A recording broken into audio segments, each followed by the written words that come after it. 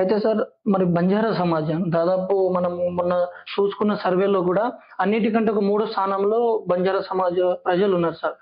అయితే బంజారా సమాజానికి ఏదైనా అంటే కొన్ని సంఘాలున్నాయి సార్. దాదాపు 100 సంఘాలున్న వాళ్ళందరూ కలిసి ఒక రాజకీయ కొత్త పార్టీగా ఏర్పాటు చేసుకోవాలని చాలామంది చాలా సంఘాలుగా అనుకుంటారు సార్.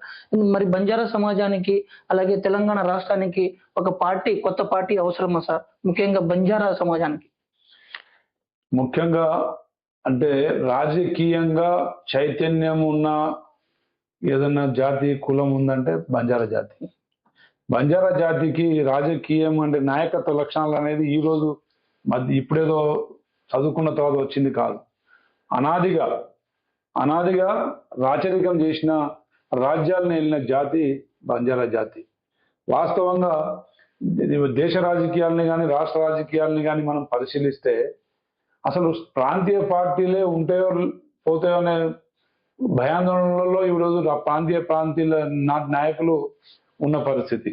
సో మోడీ గారు తీసుకుంటున్న మరి జమిలీ ఎన్నికలు కానీ ఒకే దేశం ఒకే ఎన్నికలు అనే మన నినాదంతో వారు పోతున్న పరిస్థితి విధానాలు చూస్తే భవిష్యత్తులో దేశంలో 2-3 జాతీయ పార్టీలే మనుగడ సాగిస్తాయి.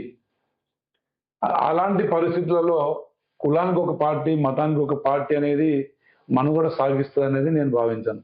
కానీ రాజకీయంగా అందరూ చైతన్యవంతులు కాబట్టి మరి బంజారా జాతి ఒక్కటిగా నడవాల్సిన అవసరం అయితే ఉంది.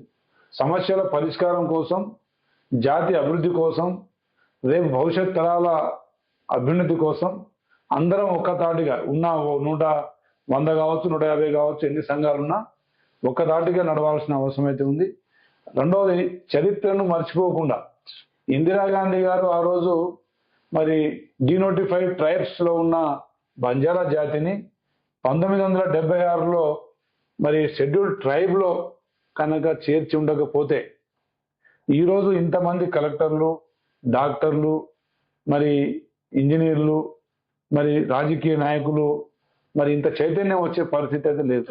ఆనాడు ఇందిరాగాంధీ గారు ఇచ్చిన మరి ఒక మంచి వరాన్ని అందిపుచ్చుకొని జాతి ఈ స్థాయికి చేరుకున్నాం.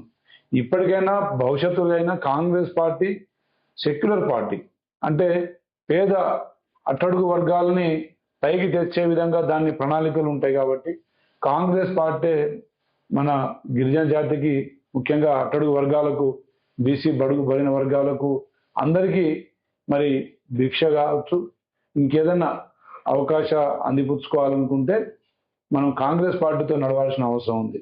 అదేవిధంగా ఈ సంవత్సరంతో 76, 26, 50 సంవత్సరాలు స్వర్ణోత్సవాలు జరుపుకోవాలనే ఒక ఆలోచనలో కూడా కాంగ్రెస్ పార్టీ నాయకులు ముఖ్యంగా ముఖ్యమంత్రి గారిని మరి కలిసి మొన్న మేము నివేదికలు ఇవ్వడం జరిగింది. స్వర్ణోత్సవాలు రిజర్వేషన్ స్వర్ణోత్సవాలు జరుపుకోవాలి.